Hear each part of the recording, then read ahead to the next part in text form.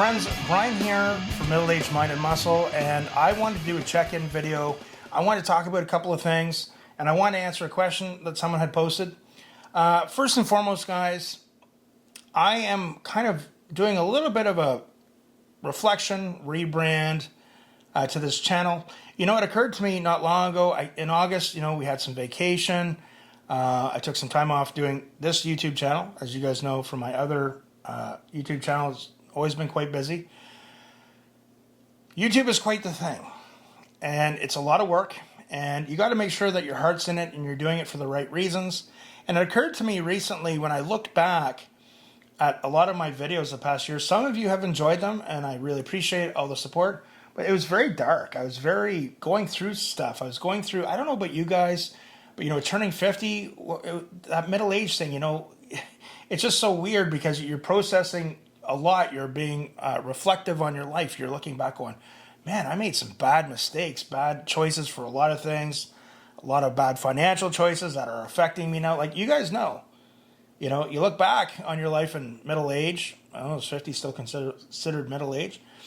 And I was just really in a bad place, and I had to work through a lot mentally. That's why I used to say this is my therapy. And you know what? Things are going to take a positive spin from now on. So this is my therapy, but it's going to be a positive therapy.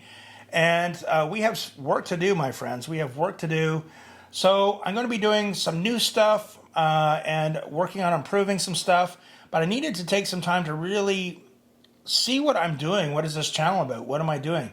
And ultimately, I'm trying to help people who are in middle age, because some people just accept, oh, I'm just getting old. Well, you know, there's just so much misinformation out there. There's a lot of unrealistic stuff out there as well. But we're going to move forward, but we're going to do it in more of a positive way, because I was dealing with some issues, man. So also, I want to answer a question from Paul Petrovich, which, you know, there's a bit of a discussion underneath in the comment section. He says to me, are dips safer than flat bench? What about incline? Thanks. So this is a big question, and I'm going to answer it the best I can. Again, guys, I've had 4 pec tears. It's a nasty injury. Pec tears are probably one of the worst tissue-related injuries you could have. Probably one of the few things I can think of that would be worse is a quad tear. And also, you know, I remember a few years ago seeing Nick Best. He was doing a deadlift. He was, you know, I think he was 50 years old. He was going for an 850 deadlift, and he tore his lat, which was horrific. I don't want to see people get pec tears because they suck. No matter which way you go about it, they suck, and they will affect you, and they mess with your head. So, that being said, flat bench or dips, I think dips are a really good exercise, but I have started to incorporate dips. But now with my injuries and my limitations, I do a lot of partial dips. I'm sorry if this camera angle isn't the best. I do a lot of partial dips. I don't go down too much, but when you see people putting their elbows out, you're isolating your pectorals.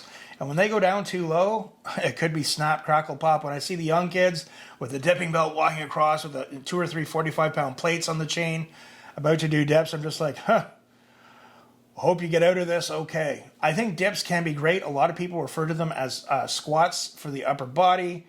I think you have to be very careful with them. Again, it might be one of those exercises that you might want to do very carefully and ease your way into. I would not be jumping up to the super heavy weights and trying to do dips because, again, just, you know, I think Lane Norton, I think that was how he tore his pec, wasn't it? I'm not sure, but I know people have torn their pecs that way, and it's not good. Flat bench, again, what's the purpose of it? You know, for me, I try and keep it in my routine on a lighter scale, but I also use a slingshot. I do close grip benches because I find they've always been one of the better exercises for building mass on my triceps. I have been navigating back into doing inclines again. I find that often a lot of people, there's less risk on the incline press than the flat bench to tear your pec. Again, this is a big topic, and I should make a more in-detailed video about this sometime. So I'm easing my way back into the incline. You know, what was the guy's name? Was it Crowley? He was training with Larry Wheels a few years ago, and he was trying to incline 500 pounds, which he had no business doing, and his pectorals. It was a really gruesome video. I felt really bad for the guy, but it's like, dude, what are you doing? That's ego lifting, man. When you bring ego into it, stuff's going to happen, and it was nasty. I felt bad for him. Great physique too. I should check in and see what his career's doing because when you have those types of injuries, it's hard to come back from, especially in an aesthetic type deal such as bodybuilding. Okay, so I've had a few friends say to me, "Hey, do you want to do like a masters or grandmasters bodybuilding competition?" I'm like, dude, with all the tears and everything, I would look like Frankenstein's monster if I could ever diet down to 3% body fat. Hey, just trying to hit 12% is hard enough as it is. I think, Paul, both of them can be good, but I think you have to be really careful with your approach. Again, I don't want to be negative. I feel kind of bad. I feel in a lot of my past videos I came across as very negative. I want to be positive. I'm just telling people you got to be careful, especially as you get older. Your body changes. It's just not the same. So, I have some older friends that are around my age. They go in and train, but they're always going for PRs and maxes and stuff. And it's like, dude, I wouldn't be doing that anymore, but that's just me. But I think both of them are quite good. I do a lot of partial dips, but I do it with the assistance machine. So I'm just not going full weight. I'm slowly easing into it. How did that set feel? Okay, I did 15, 20 reps, pretty easy. Okay, I'll just take off another 10 pounds, take off another 10 pounds. With the assisted machine, I'll do dips, but very carefully.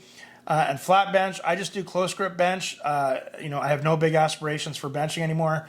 And sadly, as soon as I hit 135, the slingshot goes on. But I am going to make some more in-depth videos on this topic because it's a very important one. I want to say thank you to all of you for the support. I haven't died. I haven't stopped the channel. I just took a bit of time to do some reflection on the channel and where I'm going, and I want it to be more positive. So I hope you guys are doing well. This is my therapy, but it's a positive therapy, and we will see you soon.